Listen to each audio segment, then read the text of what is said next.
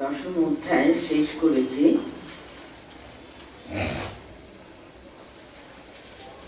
দশম অধ্যায়ের নাম ছিল বিভূতি যোগ। বিভূতি যোগে বলে কনক্লুশন, শেষ দুটি শ্লোকটা খুবই গুরুত্বপূর্ণ। বলে দিলেন যদ্যৎ বিভূতি মৎসত্বম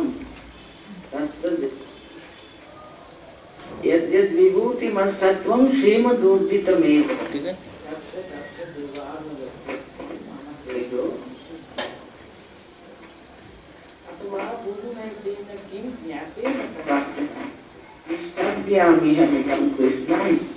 एकांशेन स्थितो जगत्। কি সুন্দর ভাবে বলছেন, যেখানে যেখানে উর্জিতা জ্ঞান, উর্জিতা বুদ্ধি, শ্রেষ্ঠ যা দেখবে সবই কিন্তু ভগবত কৃপা, তারই অংশ, ভাগবতী সত্যারই প্রকাশ। দেখুন, এরকম একটা উদার ভাব আপনি শুধু কিন্তু হিন্দু ধর্মের ভিতরে আমরা পাই। যেখানে যা শ্রেষ্ঠ মহৎপূর্ণ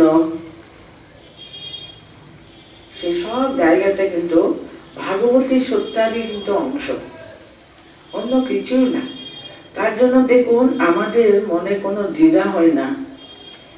যে কোনো মতবাদের শ্রেষ্ঠ সাধক ভগবত দর্শন করেছেন, মনীষী, যোগী, সাধক তিনি, সবাইকে কিন্তু আমরা প্রণাম করতে অসুবিধা হয় না। আমাদের মতের মত লোক নন, তার জন্য কোথাও কিন্তু কুণ্ঠিতা বোধ করি না। অন্য মতে কিন্তু অন্যান্য সমস্ত ধর্মে এত সহজে কিন্তু সব ধর্মের এই যে মহিমাটা কিন্তু এত সহজে গ্রহণ করতে কিন্তু তাদের অসুবিধা থাকে। বলে দিচ্ছেন আমার একটি অংশ মাত্র, তাতে সমস্ত জগৎকে আমি ধরে আছি। ভগবানের যে কত মহিমা, ওনার সাধারণ সামান্য একটু অংশ দিয়ে উনি ত্রিভুবনকে তিনি ধরে আছেন, আর ওর অংশটা আরো কত বাকি। এক অংশে না বলে দিলেন, সেটাই অর্জুনকে এমন ভাবে একেবারে পরিপূর্ণ ভাবে তার মনটা এখন ভাগবতী সত্যাতে অভিভূত করে দিল। এত সুন্দর কথাগুলো তিনি শুনেছেন। এখন সেটা এই নতুন অধ্যায়ে আমরা কি দেখব? একাদশ অধ্যায়ের নাম হলো বিশ্বরূপ দর্শন যোগ। এখন শ্রবণ হয়েছে, ভগবানের নাম গুণকীর্তনের শ্রবণ করলেন অর্জুন। এখন সেটা তিনি দেখতে চাইছেন, দর্শন করতে চাইছেন। আর দর্শনের কথা এর পরের অধ্যায়ে বিশ্বরূপ দর্শন যোগ। মদনুগ্রহায় পরমম গুহ্যম অধ্যাত্ম সঙ্গীতম यत् तयोक्तं वचस्तेन मोहो अयं विगतो मम। একাদশ অধ্যায়ে প্রথম বক্তা হলেন অর্জুন স্বয়ং। কি বলছেন? মদ অনুগ্রহায়, মদনুগ্রহায় পরমং গুহ্যম অধ্যাত্ম সঙ্গীতম। আমার প্রতি তোমার পরম করুণা, অনুকম্পা, কম্প্যাশন আর কি। দেখুন, অর্জুনের অন্তরে কত বড় পরিবর্তন আমরা এখানে দেখতে পাই। যে অর্জুন প্রথম কটা অধ্যায়ে আমরা দেখলাম, আমি, আমার মনে হচ্ছে কত মহাভাগ্য আমার এই জ্ঞান উদয় হলো, কত যে আমি আমি আমার আমি আমার কথাটা কত বলেছেন প্রথম অধ্যায়ে, দ্বিতীয় অধ্যায়ে, তৃতীয়, চতুর্থ, যেখানে অর্জুন কথা বলেছেন আমরা কি দেখি? আমি, আমার মনে হচ্ছে ইত্যাদি ইত্যাদি কথা। এখানে দেখুন প্রথম কথাই হলো মদ অনুগ্রহায় পরমং গুহ্যম অধ্যাত্ম সঙ্গীতম। আমাকে কৃপা করবার জন্য তোমার কত দয়া, তোমার কত আমার প্রতি করুণা। দেখো তুমি আমাকে অনুগ্রহ করবার জন্য কত গুহ্য কথা, কত দিব্য কথা। এখানে গুহ্য মানে পরম পবিত্র কথা, তাকে উনি গুহ্য কথা বলছেন। পবিত্রতম পরমম গুহ্যম অধ্যাত্ম সঙ্গীতম। কাকে তিনি এখানে অধ্যাত্ম কথা বলছেন? দেখুন ভগবান, আমি যখন 7th মানে 7ম অধ্যায় আরম্ভ করলাম তখনই আপনাদের কাছে বলেছিলাম, দেখুন প্রথম শতক যে শেষ হলো, দ্বিতীয় শতক থেকে কিন্তু এখানে ভগবত কেন্দ্রিক, কিন্তু ভগবানেরই কথা, তারই মহিমা বর্ণনা। আমরা 7ম অধ্যায় থেকে আরম্ভ করে 12 অধ্যায় পর্যন্ত মানে দ্বিতীয় শতকে এই 6টা অধ্যায়ে আমরা ভগবানেরই কথা আমরা পাবো। আরম্ভই হলো ভাগবতী সত্যার কথা নিয়ে আরম্ভ করলেন। এইভাবে এই 7th এবং 8ম অধ্যায়ে ভগবান কি বুঝালেন অর্জুনকে? তার অব্যক্ত ভাবের কথাগুলো, তিনি কেমন ভাবে অব্যক্ত ভাবে সমস্ত জগৎকে তিনি পরিব্যাপ্ত করে রয়েছেন। আর 9ম এবং 10ম অধ্যায়ে আমরা কি দেখলাম? তিনি ব্যক্ত ভাবে কত রূপে, কত নামে, কত ভাবে তিনি ভগবানের সঙ্গে মানুষের যে সম্পর্ক কত কত ভাবে হতে পারে ইত্যাদি সবগুলো আমরা 8ম এবং 9ম অধ্যায়ে কিন্তু পেলাম। এখন ভগবানের কৃপাতে তিনি আরো তাকে বিবিধ রূপে সাক্ষাৎ তিনি দর্শন করবেন বলেছেন ভগবান। এখন সে কথাগুলো মানুষের অনেক সময় শুনলে তৃপ্ত হয় না, কিন্তু শ্রবণ, তারপর তিনি সেটা সাক্ষাৎ দর্শন করতে চাইছেন।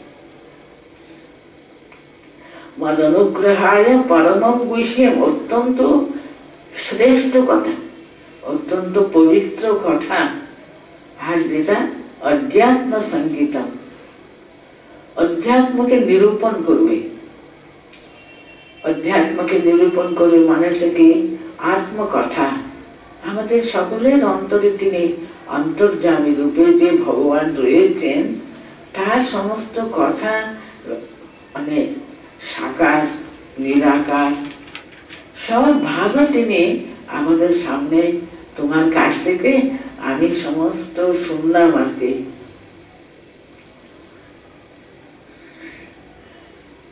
তাতে শুনে আমার কি হয়েছে সেটা বলছেন। यत् त्वयोक्तं वचस्तेन, यत् वचस्तेन तेन वचः, यत् तेन वचः तयो उक्तम, তোমার কাছ থেকে যেটা কথিত হলো আর কি, সে সমস্ত বচন, সমস্ত কথাগুলো শুনে আমার মামা মোহ, আয়াম মোহ, আমার সমস্ত ডেলিউশন আর কি। ডেলিউশন মানে কি? মোহ মানে সত্যকে না দেখে সত্য এখন আবরণে যুক্ত হয়ে আছে, সত্য দর্শন হচ্ছে না। বাইরে একটা মোহিত হয়ে আমি আমার সত্যকে না দেখে যে আমার নিজের একটা সেখানে যা সৃষ্টি করে নিলাম, আমি নিজের মনের মতো একটা গড়ে নিলাম, সেটাই যে আমার যা মনে হয়েছিল বিগত মামা। কি বিগত মামা? সে মোহটা কি ছিল বলুন তো? প্রথম থেকে আমরা অর্জুন কিসের ডেলিউডার ছিলেন, কিসে উনি মোহিত হয়েছিলেন? প্রথম থেকে শুধু আমি আর আমার এরকম ভাবে জ্ঞান উদয় হলো, আমি বুঝতে পারলাম যুদ্ধ করা কত খারাপ, যুদ্ধ করে আত্মীয় স্বজনকে তাদের মৃত্যুর কারণ হওয়াতে কত বড় অন্যায়, আমরা কত বড় অন্যায় করছিলাম। দেখুন আমি আর আমার এই বুদ্ধি, আমার এই জ্ঞান, আমি আমার, এখন ওনার কি করে সমস্ত মোহটা দূর হয়েছে। আমি না, জগতের কর্তা আমি নয়, কিন্তু জগতের কর্তা কিন্তু তুমি। এই যে দেখুন ঠাকুর কত সহজে বলে দিলেন, পুরো গীতার যে সার সর্বস্ব হলো এই মোহ। অর্জুন মোহিত হয়ে ভাবছিলেন তিনি আমাকে যুদ্ধ করতে হবে, আমাকে এই সমস্ত আত্মীয় স্বজনকে মেরে ফেলতে হবে, আমাকে এই সমস্ত পাপের ভোগী হতে হবে। এই দুঃখে উনি একেবারে মজ্জিত হয়ে গেছে। সে এখন উনি বুঝেছেন আমি কিচ্ছুই না, জগতের উৎপত্তির কারণ তিনি, জগতের রক্ষা কর্তা হলেন তিনি, জগতের বিনাশকারীও তিনি। তার ইচ্ছাতে সব হয়, আমরা শুধু তার হাতের পুতুল মাত্র, হাতের যন্ত্র মাত্র। তিনি যেমন ভাবে যাকে দিয়ে যে কাজ করান, এটা উনি বলছেন আমার তোমার যে এই যে 7, 8, 9, 10 এই 4টে অধ্যায়ে আমি যা শুনলাম, এখন বুঝেছি আমি না হম তুমো তো, এটা বুঝতে পেরেছি।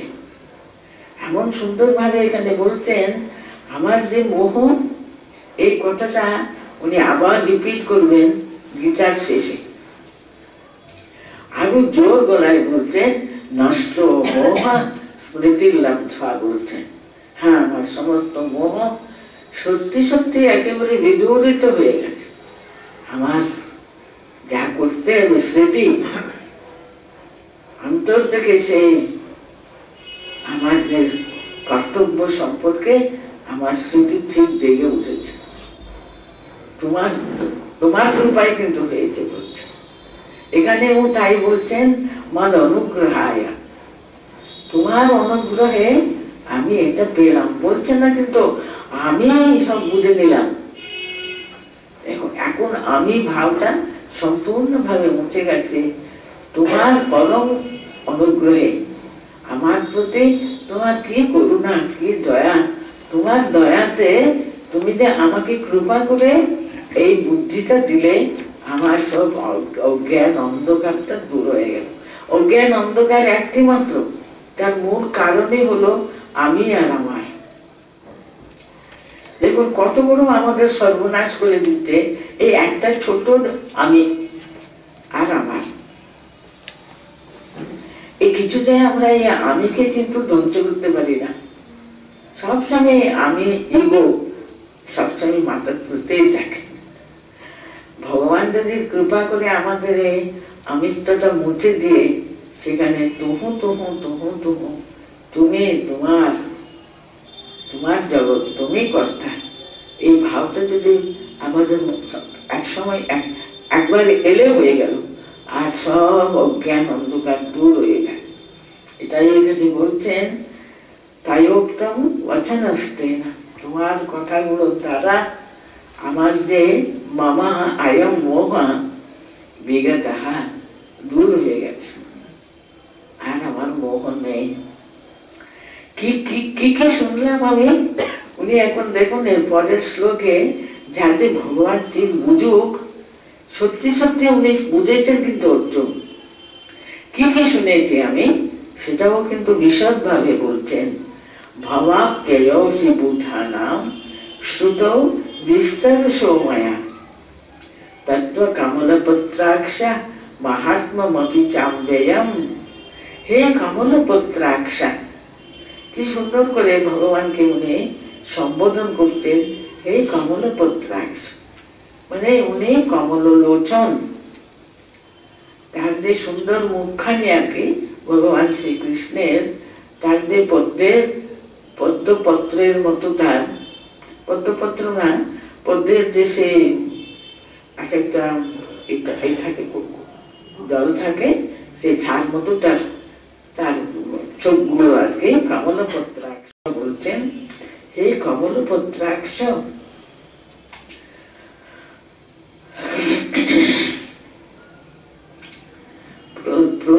আমি বলছি, হে কমলপত্রাক্ষ ভাবাপ্যয়ী ভূতানাম, এই যে সমস্ত তত্ত্ব, তোমার কাছ থেকে যে কথাগুলো শুনলাম আজকে, তোমার কাছ থেকে ত্বত্তাহা, তোমার কাছ থেকে কি কথাগুলো শ্রুত, যে কথাগুলো আমি শুনলাম, ভূতানাম ভাবা আপ্যেয়, মানে সমস্ত জগতের স্রষ্ট সমস্ত জীব জন্তু, যে আমাদের চোখের সামনে স্থাবর জল সবকিছু আমরা যা দেখছি,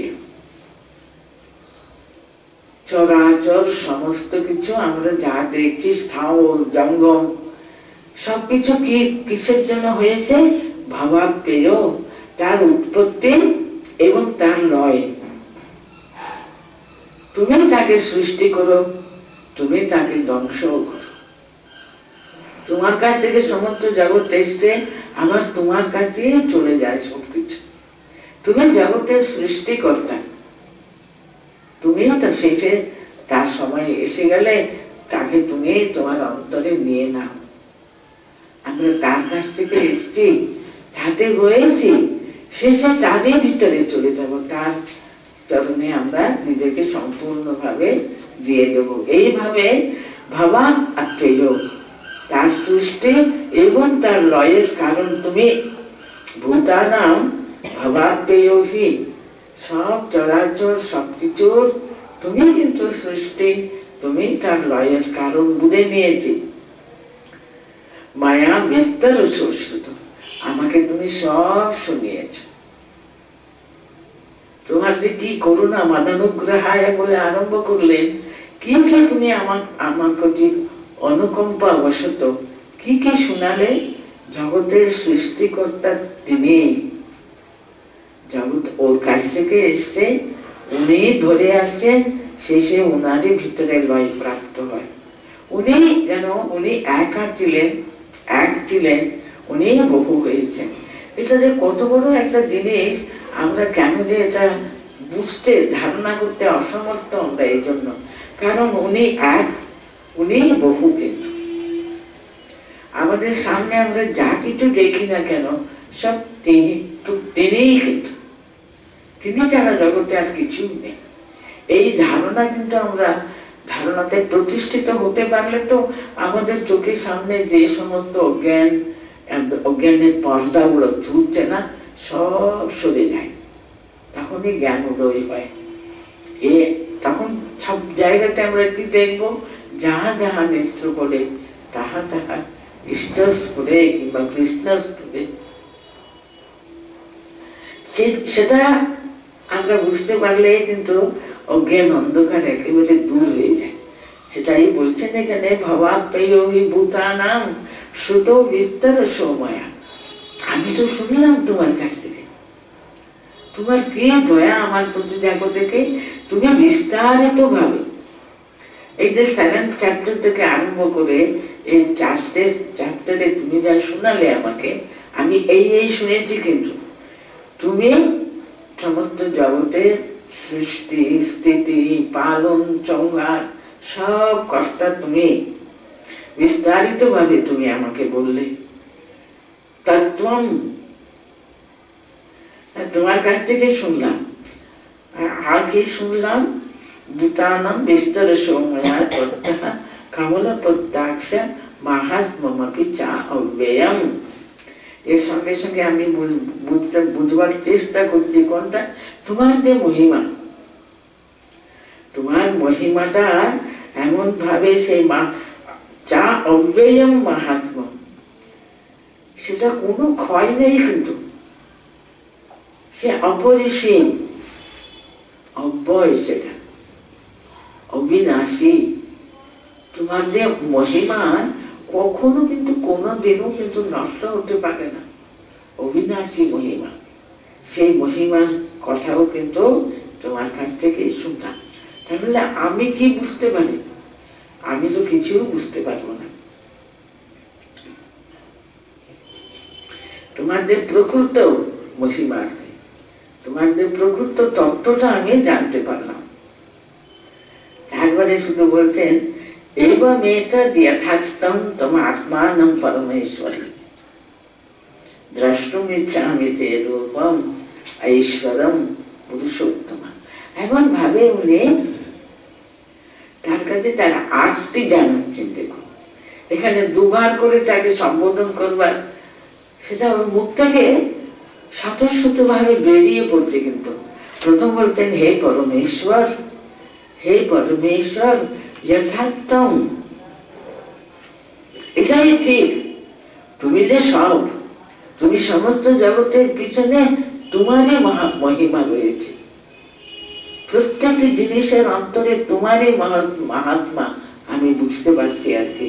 হে পরমেশ্বর তথা যথা তম আত্মানম এতদ এব, তুমি যে সমস্ত জগতে একাংশে তুমি ধারণা করে আছো, তুমি যে এখনই উনি বললেন না আমার একটা অংশে আমি সমস্ত জগৎকে আমি ধারণা করে আছি, এই যে তুমি বললে পরমেশ্বর তোমার আত্মানম যথার্থম, তুমি যা বলেছ সেটা এরকমই, ঠিকই বলেছো তুমি, ওই রকমই মহিমামণ্ডিত আমি জানি।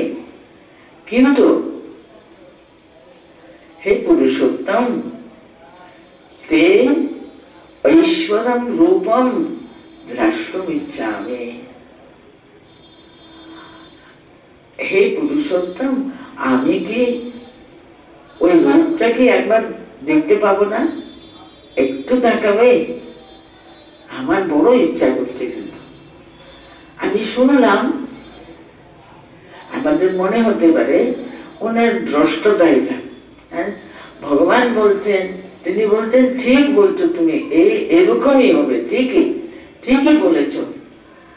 তারপরে তুমি কেন বলবে আমি দেখতে চাই? উনি তো ওটা ভেরিফাই করবার জন্য কি চাইছেন, আমি বুঝে নেব ঠিক বলছো তো তুমি, তাই না?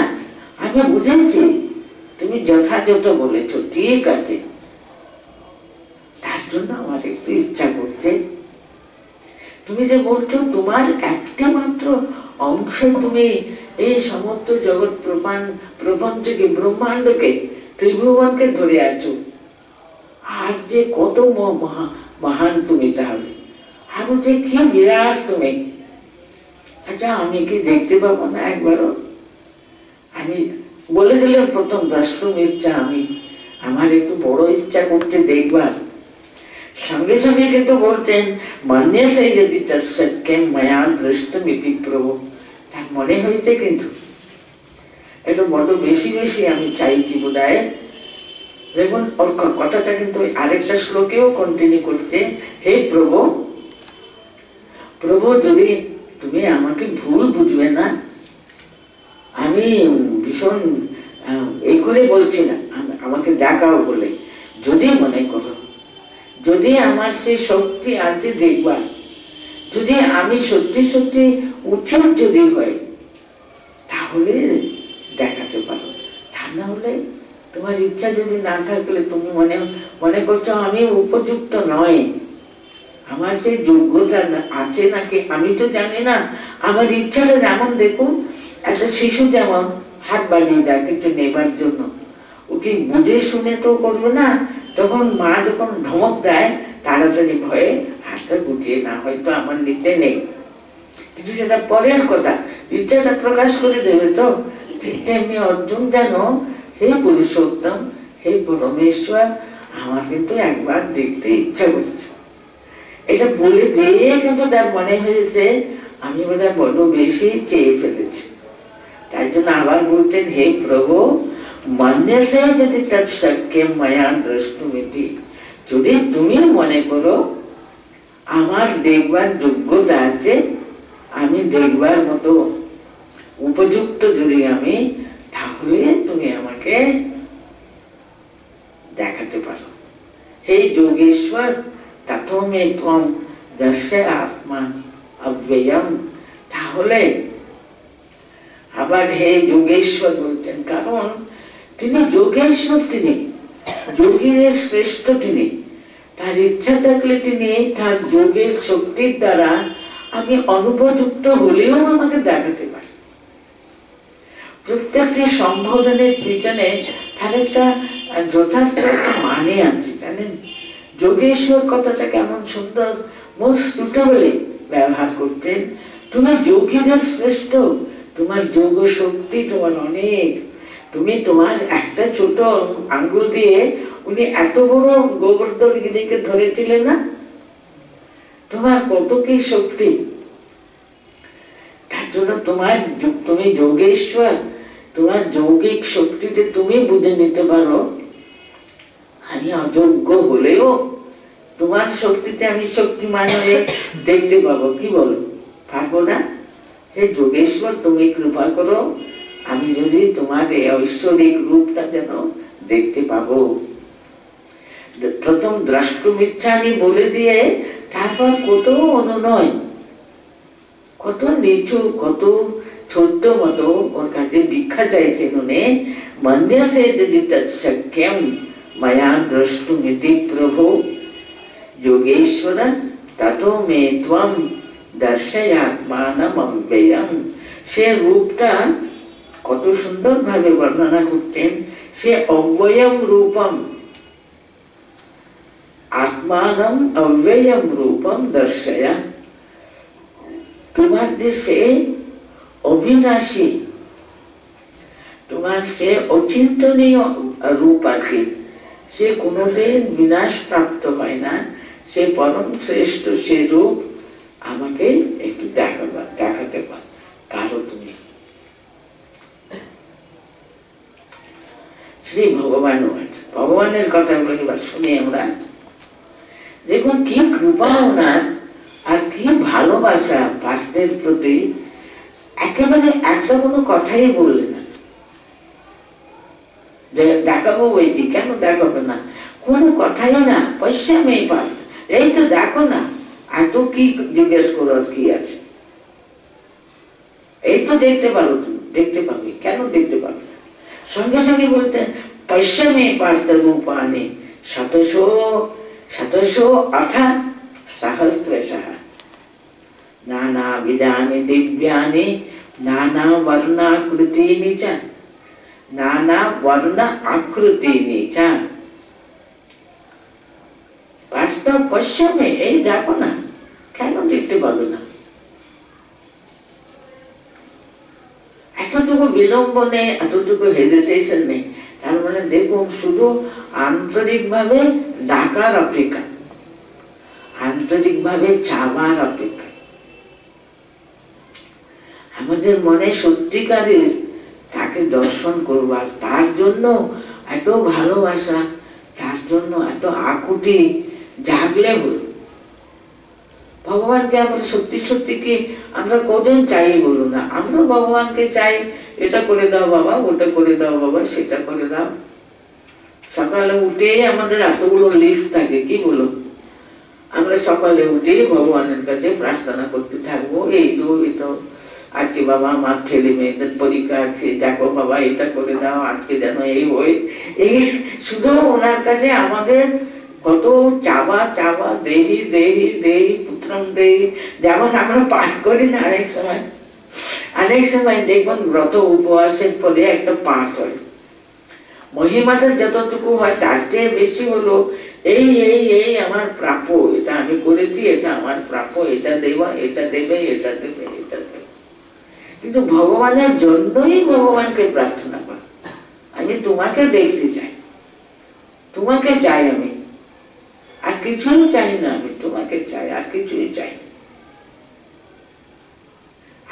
অনেক সময় দেখবো আমরা ঠাকুরের ছেলেরা একা একা যখন একেবারে ওরা পরিব্রাজক রূপে ঘুরতে ছিল না, কেউ কেউ কতদিন কত জীবনীতে দেখবেন খুব অভিমান হয়েছে, বলছেন উনি এরকম, উনি আমার মনে হচ্ছে স্বামী সুবলানন্দ বোধহয় একজন ওনার নিজের আপন অন্তরঙ্গ শিষ্যের আর কি। উনি তপস্যা করছিলেন আর কি।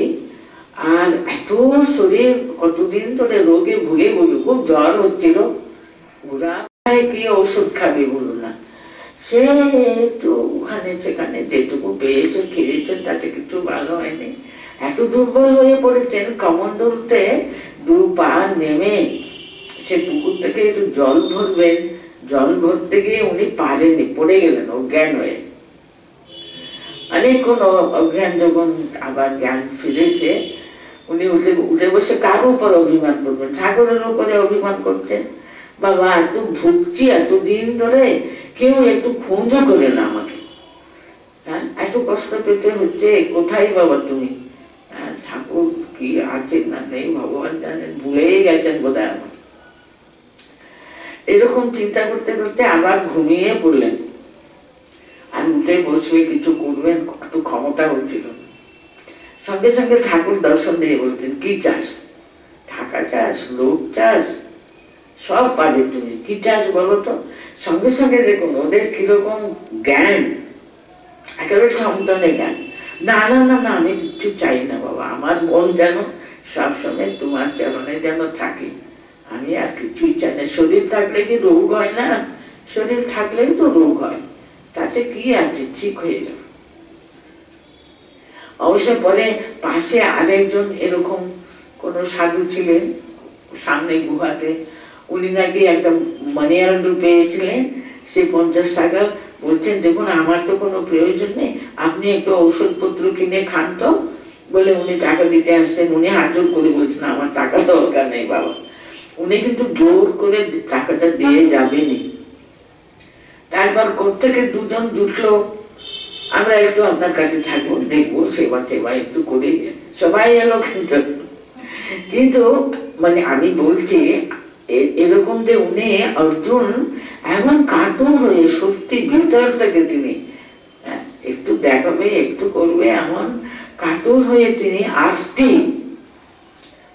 নিয়ে প্রার্থনা জানার মাত্র ভগবান বলে দিলেন, পশ্চিমে পার্থ রূপা, হে পার্থ, মেয়ে কত রূপ, অনন্ত তার সবকিছু দেখাচ্ছেন। দিব্যানি দিব্যানি নানা বর্ণানি নানা আকৃতিনে চ নানা বিধানি শত শত শত অত সহস্র চ, আরে শত শত না, সহস্র সহস্র রূপ। এই যে একটি শরীরে তুমি দেখবে কত শত শত সহস্র সহস্র, কিরকম রূপ দেখবে তুমি? দিব্য রূপ, নানা রকমের রূপ, শুধু না, নানা রঙের, নানা আকৃতি যুক্ত, কত কি কি দেখতে চাও বলো? দেখো আমার রূপ যে কত কত কত কত সমস্ত জগতে বিশ্বময় ছড়িয়ে আছে, শত শত রূপে দেখো, শত সহস্র রূপে দেখবে, কত রঙের, কত ভাবের, কত রূপের, কত আকৃতি তাদের, দেখে না? এটা তো ভাবা যায় না, তাই না? উনি নিজে দেখালেন, তুমি দেখো আমাকে, আমি কিন্তু সমস্ত পৃথিবীকে জুড়ে আমি তো রয়েছি। কত কত রঙে হতে পারে, কত বর্ণে হতে পারে, কত রূপে হতে পারে, কত আকৃতিতে হতে পারে, সব কিন্তু আমি। দেখে নাও আমার রূপটা। আরো বলছেন, মানে শুধু বিভিন্ন রূপ না, সৃষ্টি হওয়া রূপগুলো না, আরো আরো তার শ্রেষ্ঠ রূপগুলো। পশ্যাদিত্যান বস্তুন রুদ্রান অশ্বিনৌ মরুতস্তথা বহুন অদৃষ্ট পূর্বাণি পশ্যাশ্চর্যানি ভারত। হে ভারত, অর্জুনকে উনি সম্বোধন করে বলছেন। আগে তোকে বললেন হে পার্থ, এখন হে ভারত। আদিত্যান, আদিত্য মানে সূর্য, তাই না? আমরা তো একটা সূর্যকে দেখি। উনি বলছেন আদিত্য, আদিত্য মানে দ্বাদশ আদিত্যগণ আছেন, দ্বাদশ বিভিন্ন সূর্য, কিন্তু তুমি দেখবে ওখানে সূর্য চন্দ্র কি না দেখবে। আর বসু, পৃথিবীকে যারা ধরে আছেন বসুগণ, অষ্ট বসু, কিন্তু ওরা অষ্ট বসুকেও দেখতে পাবে তুমি। এইসব দেবতাদের নামগুলো উনি বলে যাচ্ছেন। অর্জুন যেহেতু শাস্ত্রজ্ঞ, তিনি তাদেরকে দেখে চিনতে পারেন আর কি। মানুষ তো পরে, সৃষ্ট বস্তুগুলো তো পরে, উনি আগে হাইয়ার যারা, হাইয়ার যে লোকে যারা যারা আছেন ওদের কাছ থেকে আসছেন উনি। দেখো আদিত্যগণ, দেখো অষ্ট বসুগণ, আর রুদ্রগণ আছেন। রুদ্রগণ তো অনেক, একাদশ রুদ্রগণ আছেন। আর অশ্বিনাও দুজন অশ্বিনী কুমার, এরা নাকি দেবতাদের ওরা ঔষধ, দেবতাদের ওরা ডাক্তার আর কি, বৈদ্যগণ। ওদেরকে অশ্বিনী কুমার দ্বয় বলে। ওরা সবসময় দুজন, অশ্বিনাও বলছেন তার জন্য। মরুতস্তথা, পৃথিবীকে পরিব্যাপ্ত আছে মারুত। মারুতি মানে কি? মরুদগণ, মারুতি না, মরুদগণ। মরুদগণ মানে বায়ু আর কি। বায়ু, সাধারণ বায়ু আমরা দেখি, ঝড় হয়তো অনেক একবার আমরা দেখি, তাই না? অনেক সময় দেখেছি আমরা। কিন্তু এই ধরনের নাকি আরো অনেক অনেক অনেক মরুদগণ আছেন। এরা সবাই কিন্তু কন্ট্রোল বাই ইন্দ্র। আমি জানি না, ভাগবতে এরকম একটা কথা আছে, যখন ইন্দ্রের পূজা হচ্ছিল না, যখন ওখানে গোকুলে ওরা প্রথম ইন্দ্রের পূজা করতে হয়। ভগবান শ্রীকৃষ্ণ যখন উনি বড় হয়েছেন, এখন মানে একটু বুদ্ধি টুদ্ধি হয়েছে, তখন জিজ্ঞেস করছেন কেন তোমরা এই পূজাটা করো ইন্দ্রের জন্য? উনি বলছেন ইন্দ্র তো কত বড় দেবতা, ইন্দ্র তো আমাদের বৃষ্টি দেন বলে তো আমাদের এসবগুলো, আমাদের এসব ঘাস বাস হয়, আমাদের গরুরা ওটা খায়, সবকিছু ইন্দ্রের হাতে আছে বাবা, তাই জন্য আমরা ইন্দ্রকে পূজা করি। কৃষ্ণ বলছেন আরে আমাদের বৃষ্টি হয় ইন্দ্রের কিসের জন্য? এখানে দেখো গোবর্ধন পাহাড় আছে না, গোবর্ধন পাহাড় এই সমস্ত যখন কালো মেঘকে ধরে রাখে, তার জন্য এই পাহাড়ের জন্য কিন্তু আমরা বৃষ্টি পাই। এখানে চারিদিকে আমরা গোবর্ধন পাহাড়ের তলায় আছি বলে এই পাহাড়ের জন্য কিন্তু আমরা বৃষ্টি পাই।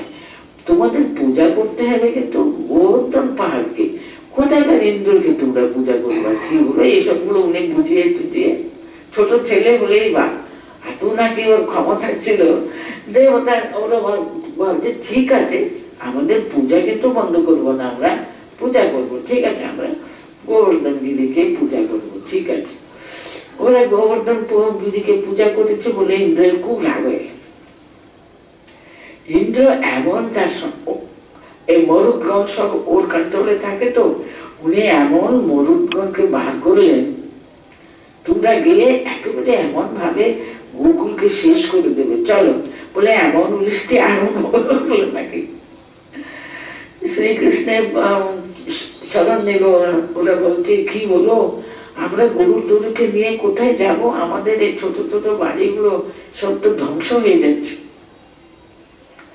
শ্রীকৃষ্ণ বললেন কোনো চিন্তা নেই, দেখো আমাদের গোবর্ধন গিরি আমাদের রক্ষা করবে বলে উনি গোবর্ধন গিরিকে পুরো উঠিয়ে দিলেন, উঠে দাঁড়িয়ে রইলেন। এরকম করেন না কেন, এসব ব্যাপারটা কি আমরা কতটুকু বুঝতে পারবো? তিনি সব করতে পারেন নাকি? ভক্তদের জন্য দেখুন তিনি করেননি এমন কিছু নেই। উনি দাঁড়ালেন, তার এত বড় গোবর্ধন পাহাড়, তো তার তলায় সবাই তাদের গরু তরু বাছুর সকলকে নিয়ে ওরা আশ্রয় নিল। উনি দাঁড়িয়ে রইলেন, এরকম ভাবে প্রোটেকশন। ও মরুদগণের কথা সম্পর্কে আমি বললাম, ও এমন মানে একেবারে এত বেশি মারুত, বৃষ্টি আর হাওয়া এমন চারিদিকে ঝড় না ঝড় তো সাধারণ কথা, যেখানে বাড়ি টাড়িগুলো সব উঠে চলে যাচ্ছে, এমন সমস্ত মরুদ্গণের সে ওখানে বর্ণনা আছে কিরকম মরুদ্গণকে উনি ছেড়েছিলেন বলে কি দুর্দশা প্রাপ্ত হয়েছিল। এই মরুদ্গণের কথা আগে ওরা হলো 49 মরুদ্গণ আছেন। ওরা সবাইকে ওরা অর্জুন কিন্তু ওখানে সব দেবতাদের দেখতে পাচ্ছেন তিনি আগে। আর কি বলছেন, পশ্যান আদিত্যান বসুন রুদ্রান অশ্বিন মরুতস্থা হলো। তারপরে বহু অদৃষ্ট পূর্ণানি, আগে তুমি কোনোদিনও দেখোনি সেসব বস্তুগুলো সব তুমি দেখতে পাবে। আশ্চর্যানি, অভূতপূর্ণ মানে আগে দেখোনি শুধু না, অত্যন্ত আশ্চর্য, তুমি দেখে ওটা বুঝতেও পারবে না, এত সব জিনিসগুলো এত সব বস্তুগুলো তুমি দেখতে পাবে। হে ভারত, এই সবগুলো তুমি দেখো, এই দেখো, এই দেখো বলে দেখা। আরো বলতেন ইহাই কস্তম জগৎ কৃষ্ণম পশ্চাৎ সচরাচরম মম দেহে গুড়াকেশা यच्छाम्यात् দ্রষ্টুমিচ্ছসি। আবার কি বলছেন, হে গুড়াকেশ, গুড়াক এসা মানে নিদ্রা জয়ী। অর্জুন ছিলেন নিদ্রা জয়ী। আরেকটাও মানে সাধারণ মানে আর কি, লিটারারি মিনিং হলো গুড়াকেশা মানে সুন্দর চুল, চুল যার গুড়াকেশা বলে আর কি। এখানে গুড়াকেশা বলে ভগবান ওকে সম্বোধন করেছেন। উনি নিদ্রা জয়ী ছিলেন, তার ইচ্ছা নিদ্রার উপরে তারা তো কন্ট্রোল ছিল, যাই হোক মানে সংযত, অনেক ব্যাপারে তিনি সংযত থাকতেন। হে গুড়াকেশ, হে অর্জুন, ইহা ইহা একস্তম জগৎ কৃষ্ণম সচরাচরম, হে গুড়াকেশ, ইহা মম দেহে, এই যে আমার শরীরে তুমি আর কি কি দেখবে। উনি বলছেন ইহা একস্তম মম দেহে, আমার শরীরে কৃষ্ণম জগৎ, কৃষ্ণম সচরাচরম জগৎ বলছেন। এই সমস্ত জগতের সচরাচর জগৎ মানে কি, সেই চর অচর স্থাবর জঙ্গম সবকিছু তুমি সবকিছু একত্র হয়ে দেখতে পাবে।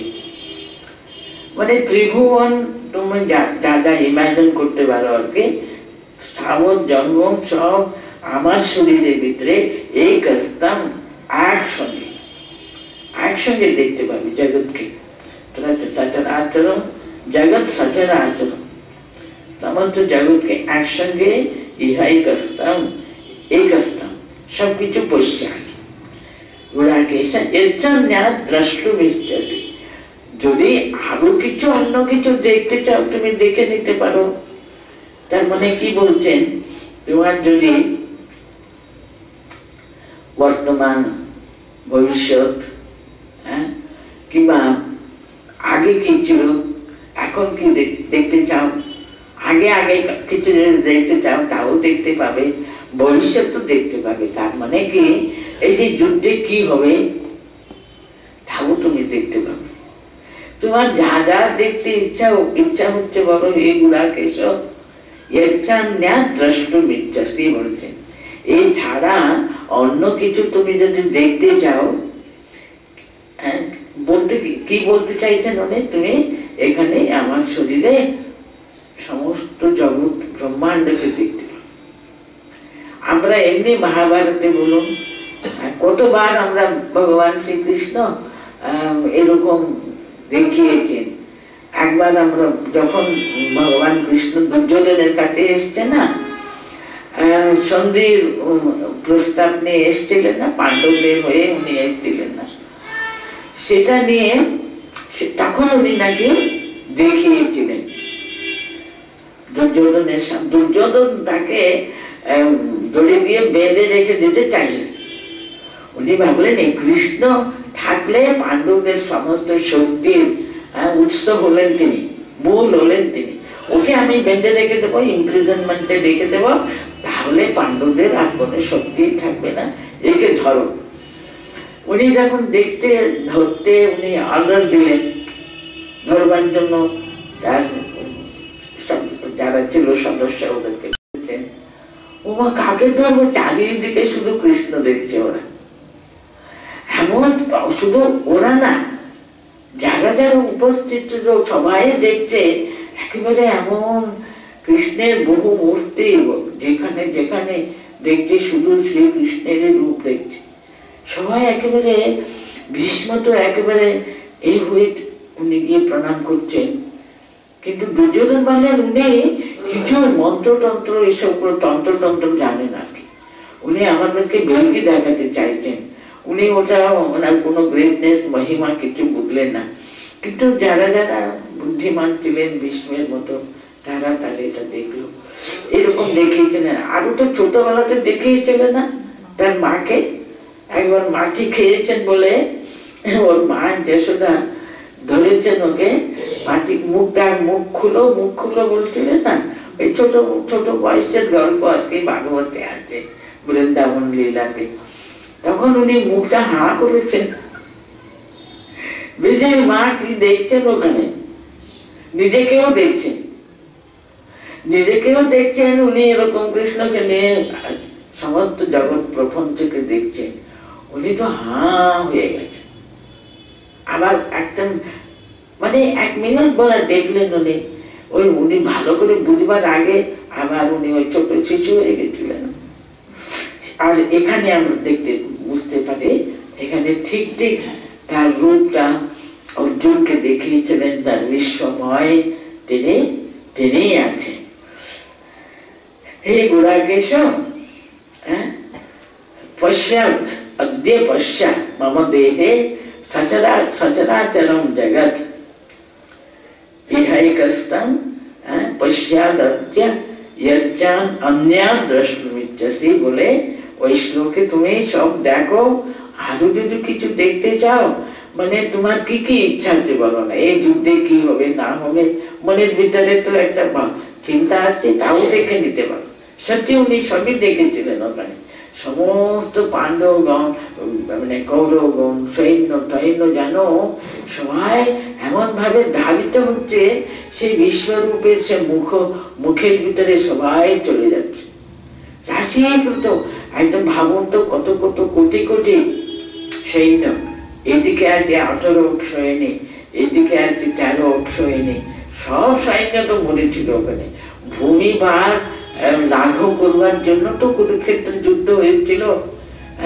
মানে এত আসরিক শক্তি সম্পন্ন মানুষের দ্বারা ভরে গেছিল জগৎ, ওই ভূমি ভার হরণ করবার জন্য ভূমি দেবী প্রার্থনা করেছিলেন নাকি, তার জন্য এরকম যুদ্ধ বিগ্রহ কুরুক্ষেত্রের মতো একটা বিরাট বড় যুদ্ধ বিগ্রহে, মানে ভগবান কাল রূপে আর কি সব নিয়ে নিচ্ছেন, আবার যেন গ্রাস করে নিচ্ছেন।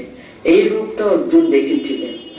অর্জুন এখন তো বলতেন দ্রষ্টুমিচ্ছামি বলে, একটু দেখতে চাই, কিন্তু তখন বলছেন আর পারবো না, তুমি এই রূপটা বন্ধ করো বলতে আরম্ভ।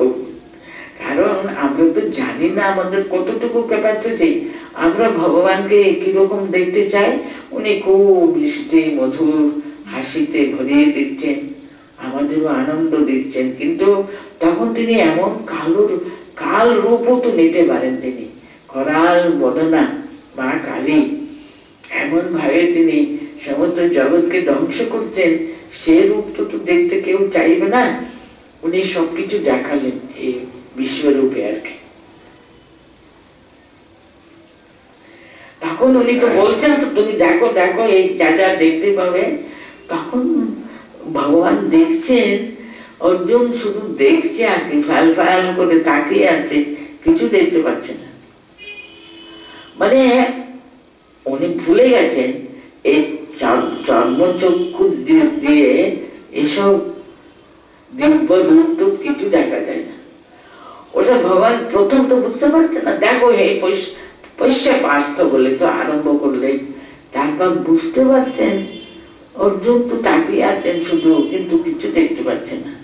কারণ কারণ ওই দিব্য চক্ষু তো এখনো প্রাপ্ত হয়নি অর্জুন। অর্জুনের চোখের ধারা কি ভগবানের যে দিব্য রূপ দেখা যায়, দেখতে পাইনি, দেখতে পাচ্ছে না। তার জন্য বলছেন ও নতুমাংশকে সে দ্রষ্টুম আনেন এব স্বচক্ষুষা দিব্যম দদামি তে চক্ষু পশ্যমে যোগমৈশ্বরম।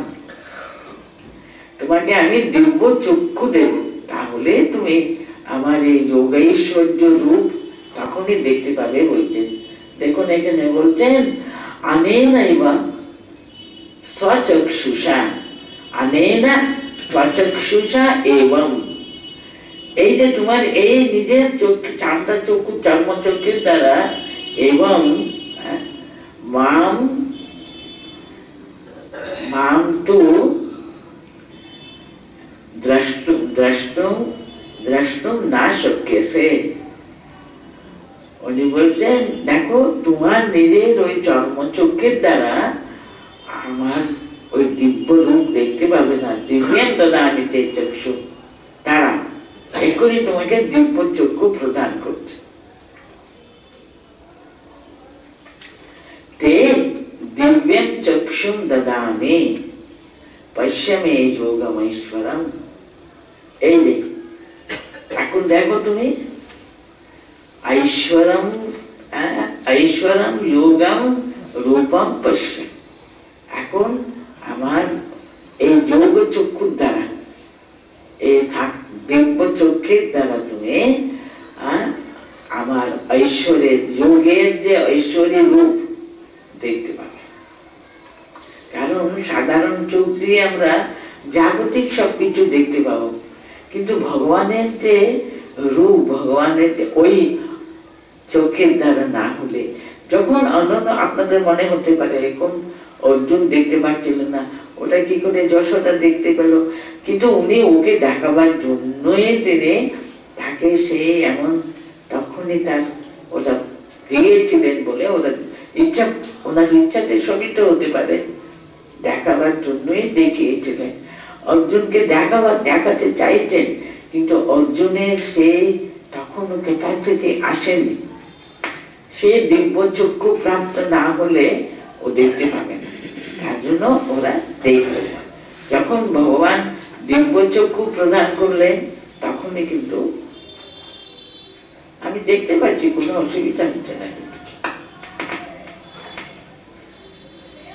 নতুমাম শক্যসে দ্রষ্টুম আনেনৈব স্বচক্ষুষা দিব্যম দদামি তে চক্ষু পশ্যমে যোগমৈশ্বরম। উনি বলছেন আমি তোমাকে দিব্য চক্ষু প্রদান করছি। দিব্য চক্ষু ফেলে তুমি, উনি প্রদান করছি, ইচ্ছা প্রকাশ করবার মাত্র দেখবেন সঙ্গে সঙ্গে অর্জুন সেই দিব্য চক্ষে ভগবানের ঐশ্বরিক রূপটা দেখলেন। এরপরে কিন্তু সঞ্জয় বলবেন, দেখুন সঞ্জয়ের কত বড় একটা ক্যাপাসিটি ছিল। অর্জুন ভগবানের কৃপায় এসব দিব্য চক্ষু সব প্রদান করেছিলেন, কিন্তু সঞ্জয়কে তো আমাদের যে ঋষি বেদব্যাস, ওনার কৃপায় তিনি কিন্তু যা যেমন যেমন ঘটেছে কুরুক্ষেত্রে, তাই না? যখন যেহেতু উনি দিতে চাইলেন, চেয়েছিলেন কাকে? ধৃতরাষ্ট্রকে, তাই না? মনে আছে আপনাদের? ধৃতরাষ্ট্রের কাছে ব্যাসদেব বলেছিলেন তোমার যদি ইচ্ছা হয় তোমাকে তো কেউ প্রতিদিন খবর পাঠাবে না, তোমার চিন্তা হতে পারে, তুমি এখানে বসে বসে তুমি কিন্তু সব দর্শন করতে পারবে। উনি তো জন্মান্ধ ছিলেন না, তবুও ভগবান ওই ঋষি বলছেন আমি তোমাকে দিব্য চক্ষু প্রদান করতে পারি, তুমি দৃষ্টি ওটা শুধু কুরুক্ষেত্রে কি হচ্ছে ওটা তুমি দেখতে পাবে। ধৃতরাষ্ট্র তো চাইল না। ধৃতরাষ্ট্র বললেন বাবা রক্ষা করো, আমার ছেলেরা যখন ছোট ছিল তাদের কত দিব্য লীলা, বাল্য লীলা নিয়ে মানুষের কত আনন্দ দেয় না মা? আপনারা তো মায়েরা বসে আছেন, আপনারা বুঝতে পারবেন। ছোট ছোট শিশুদের তা কোনো কিছু দেখলাম না আমি, এখন ওরা মারামারি করে মরবে, আজ সেটা দেখতে যাব আমি সহ্য করতেই পারবো না। কিন্তু আপনি ঠিক বলছেন, আমি তো খবর তো নিতে চাই। আমার যে ওনার মিনিস্টার ছিলেন সঞ্জয়, অত্যন্ত পরম শ্রেষ্ঠ একজন সাধু মানুষ। তিনি অত্যন্ত উচ্চ ওর শক্তি ছিল, মনন শক্তি, খুব ভালো মানুষ উনি। আর সঞ্জয়কে আর ধৃতরাষ্ট্রকে উনি অত্যন্ত ভালোবাসতেন। অন্ধ রাজা উনি, উনি তো নামকে বাসতেন কিন্তু উনি রাজা। দুর্যোধন তো তখনও বাবাকে, বাবা দেহে তো অন্ধ, উনি সবকিছু দেখাশোনা করতেন ঠিকই, কিন্তু রাজা তো ধৃতরাষ্ট্র। এই অন্ধ রাজার সেবা কিন্তু অত্যন্ত খুবই ভালোভাবে কিন্তু সঞ্জয় করছিলেন। কিন্তু তাই জন্য উনি বললেন, আমার এই বিশ্বস্ত এই যে আমাদের মন্ত্রী, এই সঞ্জয়কে তুমি যদি দাও, ও তো উপযুক্ত, অত্যন্ত উপযুক্ত লোক। তার জন্য দেখুন ওর কৃপাতে সঞ্জয় ওই বসে আছেন কিন্তু হস্তিনাবতীতে, এখন যে দিল্লিতে উনি বসে আছেন, উঠাই কুরুক্ষেত্র, সেখানে যা হচ্ছে না হচ্ছে সব উনি বলতে পারছেন, দেখতে পাচ্ছেন। উনি ধ্যানস্থ হয়ে বসে আছেন, উনি চোখ বন্ধ করে সব দেখতে পাচ্ছেন। তাই তো উনি নিরূপণ, উনি তো বলে যাচ্ছেন ওর কাছে। এর পরের কথাগুলো কিন্তু আজকে এই পর্যন্ত থাক, পরে সঞ্জয় বলবেন কি কি দেখলেন অর্জুন, কি হলো না হলো ঘটনা, সব কিন্তু সঞ্জয়ও আছে। তারপরেও অর্জুনের কথা আছে, ভগবানের কথাও আছে। আমি শুধু পড়িনি প্রথম থেকে। একাদশ অধ্যায় বিশ্বরূপ দর্শন যোগ। মদনুগ্রহায় পরমম গুহ্যম অধ্যাত্ম সংগীতম यत् त्वयोक्तं वचस्तेन मोहोऽयं विगतो मम भवाप्ययोषि भूतानां श्रुतौ विस्तरशो मया त्वत्तकमलपत्राक्ष महात्म्यमपि चाप्ययम् एवमेतद् यथार्थं त्वमात्मानं परमेश्वर द्रष्टुमिच्छामि ते रूपम् ऐश्वरं पुरुषोत्तम मन्यसे यदि तत्शक्यं मया द्रष्टुमिति प्रभो योगेश्वर ततो मे त्वं दर्शयात्मानमव्ययम्।